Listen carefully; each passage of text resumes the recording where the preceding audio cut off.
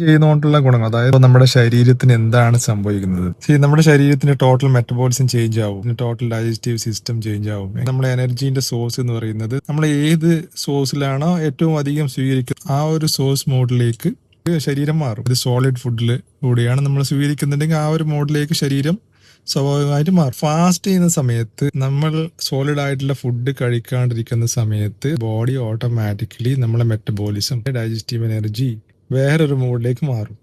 പുറത്ത് നിന്ന്, അതായത് ഔട്ട്സൈഡ് നിന്ന് ഒരുപാട് എനർജി നമ്മുടെ ചുറ്റുപാടുമുണ്ട്. എല്ലാ സംഗതികളിലും എനർജി ഉണ്ട്. അപ്പോൾ ആ ഒരു എനർജിയിൽ നിന്ന് നമ്മുടെ ശരീരം സ്വാഭാവികമായിട്ട് എനർജി സ്വീകരിക്കാൻ വേണ്ടിയിട്ടുള്ള ഒരു മോഡിലേക്ക് വെള്ളം മാറും. സ്കിന്നിലൂടെ, അതായത് സ്കിന്നിലൂടെയാണ് അബ്സോർബ് ചെയ്യുന്നത്. നമ്മുടെ ഏറ്റവും ലാർജസ്റ്റ് ആയിട്ടുള്ള ഏറ്റവും വലിയ ഓർഗൻ അവയവം എന്ന് പറയുന്നത് സ്കിന്നാണ്. സോഴ്സ് മോഡായിട്ട് പുറത്തുനിന്ന് എടുക്കാൻ വേണ്ടിയിട്ടുള്ള ആ ഒരു മോഡിലേക്ക് സ്വിച്ച് ചെയ്യും. അപ്പോൾ നമുക്ക് വളരെ കുറച്ച് സോളിഡ് ഫുഡ് മതി. ഈവൻ നമുക്ക് 100% കൺവേർട്ട് ചെയ്യാൻ പറ്റും. അത് വേറൊരു ഡയമെൻഷനിലാണ്. അത് നമ്മൾ പറഞ്ഞ കുറച്ച് കൂടുതലായി ഇപ്പോൾ നിങ്ങൾക്ക് ആർക്കും ഡൈജസ്റ്റ് ചെയ്യാൻ പറ്റില്ല. അപ്പോൾ സ്വാഭാവികമായിട്ടും നമ്മുടെ ബോഡി ഓർഗൻസിനൊക്കെ സ്ട്രെസ് കുറയും. റിപ്പയറിംഗ് മോഡിലേക്ക് അല്ലെങ്കിൽ മെയിൻ്റെനൻസ് മോഡിലേക്ക് പോകാനുള്ള സമയം അതിന് കിട്ടും.